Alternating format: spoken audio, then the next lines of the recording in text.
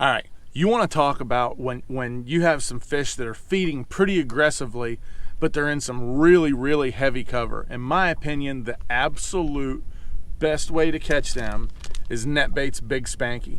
And it's basically, it's a boot tail swim bait, but I got a couple little things that I do that I can rig it, that I can just throw it back in the gnarliest, nastiest Kissimmee grass, gator vine, you know, all kinds of just nastiness.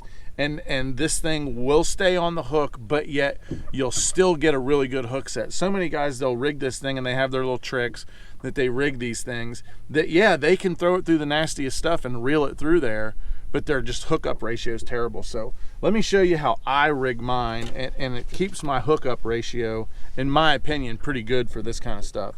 So first off, Halo has these little things. These aren't bobber stoppers. These are bigger than bobber stoppers. And it's almost shaped like a weight, but it doesn't weigh anything. It's just like a plastic deal. It's like a little nose cone. So the first thing I do, just like a bobber stopper, I slide my little nose cone up on there, and then I slide it up the line, and then I take this hook. It's a Swimbait hook from Trocar, and it's got the little hitchhiker deal on it. But look at the bite on that hook. I mean, it is just a massive bite. So, I mean, Trocar's nailed it with this Swimbait hook.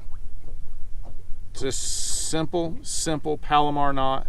All there is to it. You know, we're braid, so we don't have to worry about, you know, any San Diego jam or grandma's half twist and a Tennessee 2-twitch. Just a normal old Palomar knot. Tie that up. Daggum, Trocar's so sharp, about poke my finger with it. I'm gonna cut the tag end off.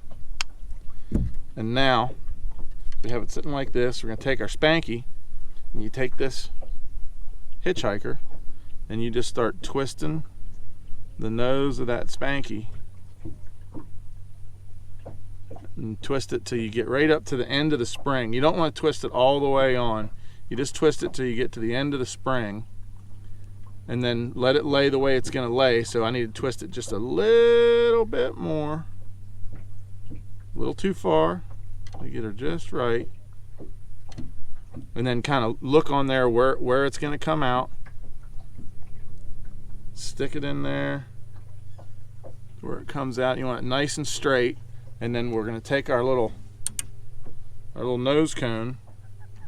We'll slide it back down on there. So how this works is that little nose cone from Halo, that catches all those vines and all that sticky stuff and everything. It catches all that and kind of bounces it off. So it keeps this thing nice and clean, and it keeps your hook from popping through so much. But then now the hitchhiker is holding the nose of it up real good, so it'll stay like that. It'll come through anything. But when that big old bass comes up and bites down, bam, that Trocar has got a massive gap, and the Trocar has him pinned. So that is how I rig,